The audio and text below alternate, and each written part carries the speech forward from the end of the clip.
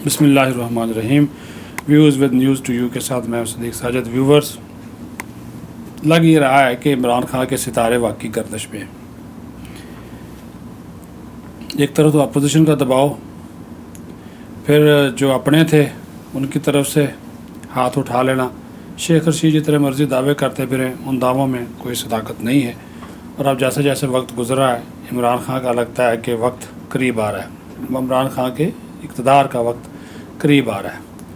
और अब सोने पे सुहागा बल्कि जलती पे तेल जो है वो फेंक दिया ट्रांसपेरेंसी इंटरनेशनल ने कि एक दिन पहले ही मुशीर एहतसाब इस्तीफ़ा देते हैं और अगले ही दिन जो है वो ट्रांसपेरेंसी इंटरनेशनल की रिपोर्ट आ जाती है जिसमें कहा जाता है कि पाकिस्तान में करप्शन बढ़ गई है। और तहरीक इंसाफ के जो 3 साल थे, इन 3 सालों के दौरान जो करप्शन का इंडेक्स है उसमें कम अज़ कम जो है वो 12 पॉइंट्स का इजाफा जो है वो नज़र आता है। तो नंबर भी हमारा बढ़ के अब 140वां हो गया। पहले कभी हम 129 नंबर पे, 130 नंबर पे थे, तो वो भी हमने शानदार तरक्की की है कि अब हम दुनिया के इस इंडेक्स में जो है वो 140वें नंबर पर आ गए हैं।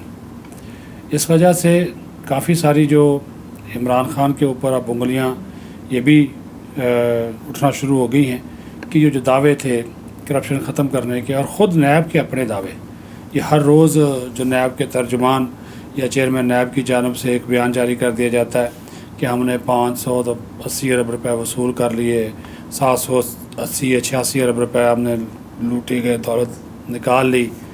तो वो पैसा अगर निकाला है तो फिर करप्शन का वॉल्यूम क्यों बढ़ा, उसका कोई वो जवाब नहीं देते और अपनी वो कारकर्दगी सुना देते हैं कि इतने केसेस हमने अदालतों में भेज दिए, इतनों का फ़ैसला हो गया, इतनों के साथ प्ली बारगेन की। लेकिन उन दावों की नफ़ी पहले तो कर दी एडिटर जनरल ऑफ पाकिस्तान की रिपोर्ट्स ने।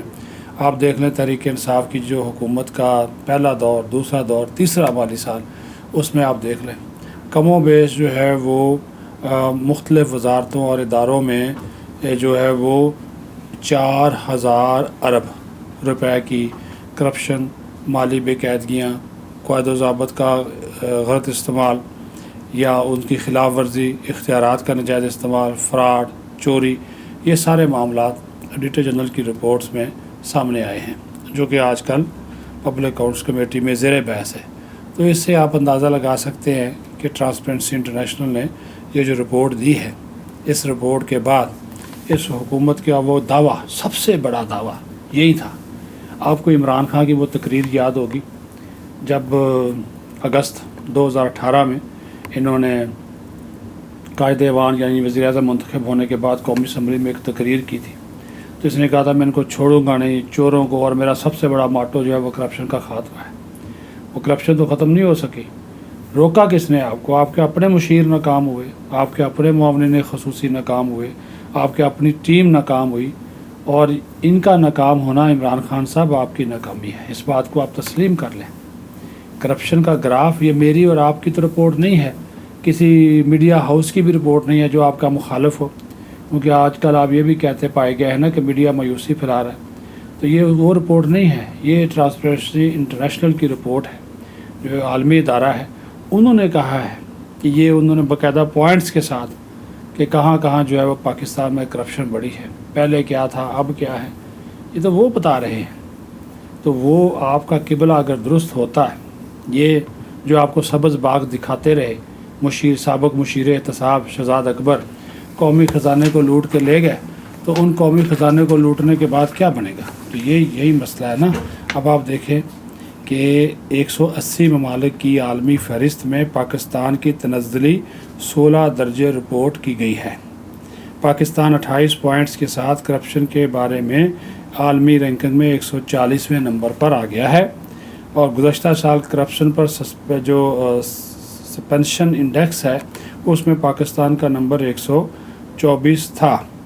और करप्शन के ख़िलाफ़ बयानियों को लेकर पीटीआई हुकूमत इक़्तिदार में आई थी, लेकिन रैंकिंग में स्कोर ऊपर जाने का मकसद यही है कि करप्शन में कमी नहीं हुई, और बल्कि जो रैंकिंग है उसमें इजाफ़ा जो है वो सामने आया है।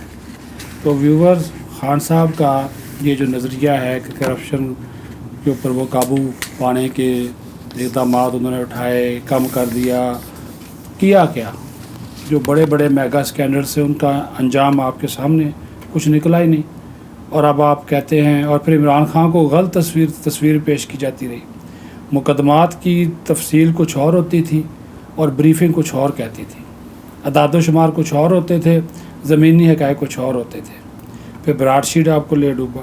तो अभी तो चेयरमैन नैब इनको नया मिल नहीं रहा, तो अभी तो ये अपने वो अच्छा पूरी ताकत के साथ इस चेयरमैन नैब को इस्तेमाल किया अपोजिशन के ख़िलाफ़, फिर भी आपसे कुछ नहीं निकला। उल्टा आपके मुशीर एहतसाब भाग गए और आपको उनसे इस्तीफ़ा लेना पड़ा।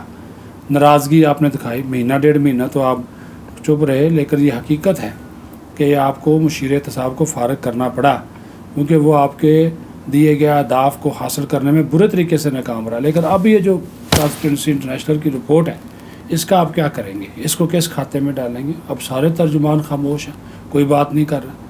तो ये खान साहब आपका जो लग रहा है कि अब आपका जो इक़्तिदार में रहना, ये अब तरीक़ाकार ही है, वो तय किया जा रहा है। मेरी इत्तलात के मुताबिक तरीक़ाकार जो है वो तय हो जाएगा 2 या 3 हफ़्तों में।